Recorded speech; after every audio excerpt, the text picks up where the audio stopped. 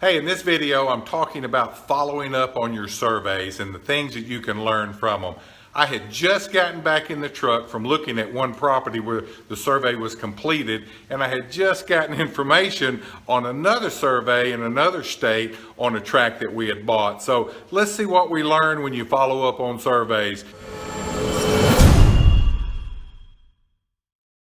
I haven't closed on it yet. It may actually close this coming week, but I wanted to go out there and look at it after it was surveyed.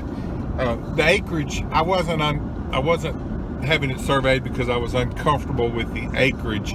I felt real comfortable with the legal description, and when I mapped it out on mapping software that we use, I felt real comfortable that it was right at the acreage I was anticipating. But I had it surveyed anyway because it was an old property, meaning it hadn't changed hands in forever, and it was surrounded by three different owners.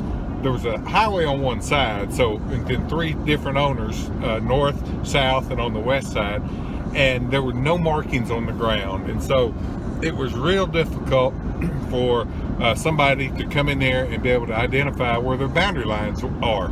So when I'm buying this, we're gonna put it on the market, resell it. The next guy that comes along, he's probably not in the business like I am, and he's gonna want to know exactly where his lines and corners are. So I had it surveyed for that reason. Went out there and looked at it, and it was just great, man. They had it laid in there just like I thought it would. I actually had all the boundary lines blazed on this tract, where a lot of times I don't do that. I mark the lines myself once the survey's done, and I've talked about that in some other videos. But I went ahead and had the surveyors blaze the lines in because it was rugged ground. It was through a nasty creek bottom, and to be honest, I didn't want to have to go fight that fat boy in the summer, in Louisiana summer. Another tract that I just got word on, the survey's finished. It was one I had surveyed because I didn't feel comfortable with the acreage. I didn't feel comfortable with the legal description. It was a 90-something-year-old legal description, 93 years old as a matter of fact, and a lot of things have changed in the over 90-something years, including technology and been able in the survey world. So I had it surveyed, and good thing I did. The surveyor has been working on it for about 2 solid weeks. It was a mess.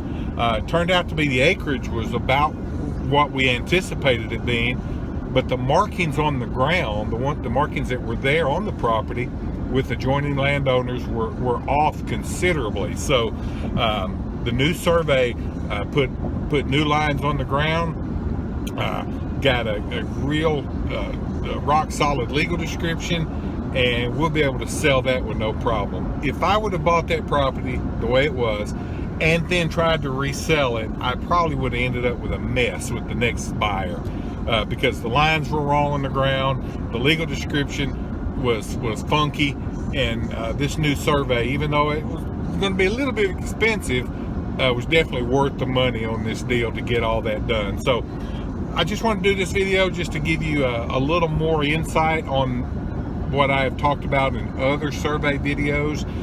Today was a day of following up on some surveys to see were my goals and objectives met. They were.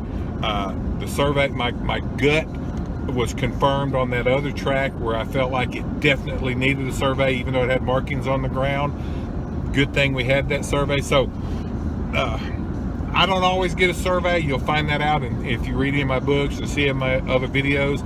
But the older I get, the more deals I do, the more likely I am to do a survey. It just it eliminates a lot of issues and a little bit of money, to spending a little extra money, but to alleviate a lot of grief and pain and issues and problems. When you get my age, you get as busy as we are, believe me, it's money well spent. So anyway, just some more food for thought about surveying.